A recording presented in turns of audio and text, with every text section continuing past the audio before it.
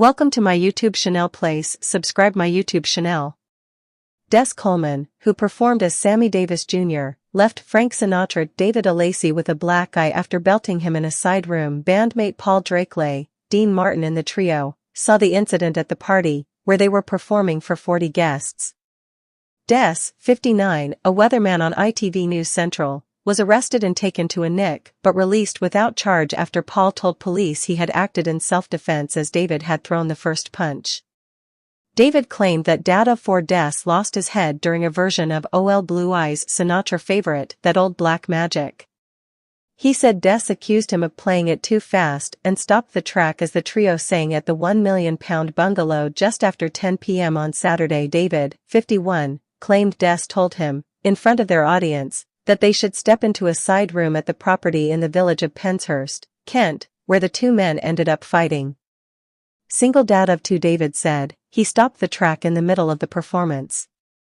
He would know that's not something we do. He said, I'm not doing that, and he put another track on. I told him, don't ever do that. He came into my face and said, don't ing do that. I said, Des, why don't you take your money and go? And he said, yeah, I will. But first, get in here.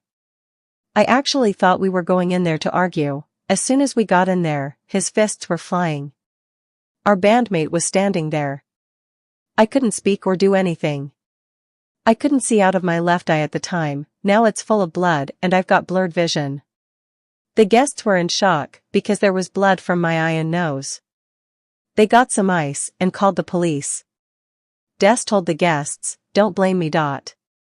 David, who claimed he was hit up to 10 times, got a lift to Tunbridge Wells Hospital, where medics referred him to an eye clinic. They wanted him to have a CT scan, said David, but he had to get back home by the Sunday to his daughter in Telford, Shropshire. He visited hospital yesterday, fearing nerve damage after losing feeling in the left of his face. He plans to refund the Golden Wedding couple, who are in their 70s, and stump up cash to get bloodstains out of a carpet. He said he has now had it with Des, with whom he has worked for 20 years. He said, I don't ever want to lay eyes on him again. The two men, and Paul, 47, axed a sell-out Rat Pack live show at the Everyman Theatre in Cheltenham, Gloucester, scheduled for Monday night following the dust-up. A spokesman said of the incident, Kent police were called at 10:15 p.m. on Saturday following an altercation at an address in Penshurst. A man in his 50s was arrested in connection with an allegation of assault and taken into custody. He was later released without charge, as the incident did not meet the evidential threshold for a criminal charge. Des played womanizing white boy Lenny Wallace in BBC One's soap EastEnders, appearing. Vince stood over him, his breath ragged, his face contorted in anger.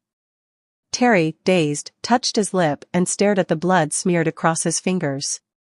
Jesus, mate, Terry muttered. You've lost it. Security was on them in seconds. The Golden Wedding, meant to be a celebration of enduring love, had turned into a spectacle of old wounds reopening. Someone called the police. The final act. When the authorities arrived, the room had already split into factions, those defending Vince, claiming it was a drunken misunderstanding, and those shaking their heads, saying they saw it coming. Vince stood by the bar, hands shoved into his pockets, a bitter smirk on his lips. Maybe he knew it was over before they even put the cuffs on him. As they led him away, the band resumed playing, albeit shakily. And in the aftermath, as glasses were refilled and whispers spread like wildfire, one question lingered in the air like the last note of a Sinatra ballad. The velvet curtains parted, revealing a golden glow that bathed the stage in nostalgia. A trio of sharply dressed men stepped forward, their tuxedos crisp, their smiles as smooth as their harmonies. The crowd at the lavish Golden Wedding anniversary in the heart of Essex erupted in applause. It was meant to be a night of elegance, of crooning classics, of champagne and swing. But before the night was over, one of these performers, once a beloved EastEnders actor, would leave in handcuffs. The crime? Allegedly battering a friend. The motive? Wrapped in a tangle of old grudges, jealousy, and the potent mix of alcohol and fading stardom, the lavish banquet hall was buzzing with conversation and clinking glasses.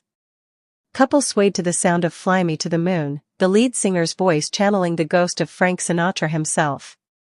Among the performers was Vincent "Vince" Calloway, once a household name in British television. His turn as a gritty, troubled character in EastEnders had cemented him as a fan favorite. But soap operas moved on, and so did the industry. The calls slowed, then stopped. Now, Vince made a living crooning Rat Pack classics at weddings, casinos, and high-end functions where nostalgia was a currency in itself. But that night, nostalgia wasn't the only thing in the air. The slow-burning fuse among the performers was his longtime friend-turned-rival, Terry Duval. If Vince was the smoldering, brooding presence, Terry was the cheeky chappy, the kind of guy who made people laugh effortlessly, who worked the room with a natural charm that needed no script. Their chemistry on stage was electric, but off stage, their relationship had become complicated. The tension between them simmered beneath their polished performances, and as the evening progressed, so did the drinking. The toasts kept coming, the whiskey kept flowing, and the past had a way of creeping back up when the present felt uncertain. The argument began subtly at first. A whispered exchange between sets, a clenched jaw, a sharp inhale as patience wore thin.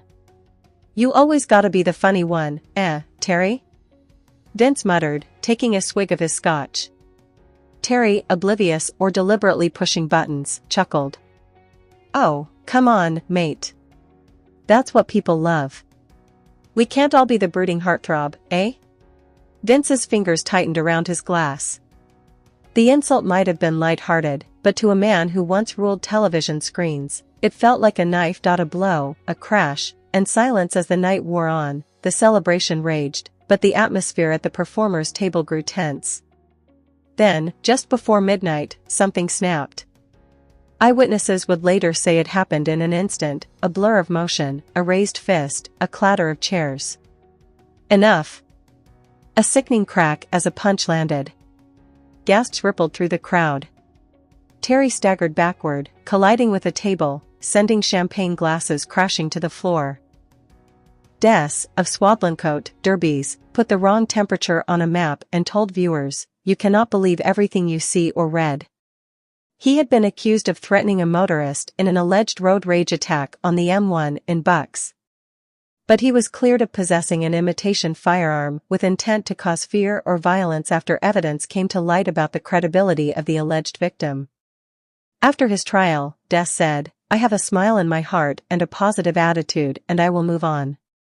He was jailed in his 20s for motoring offenses, and said his time behind bars made him realize I wanted something different.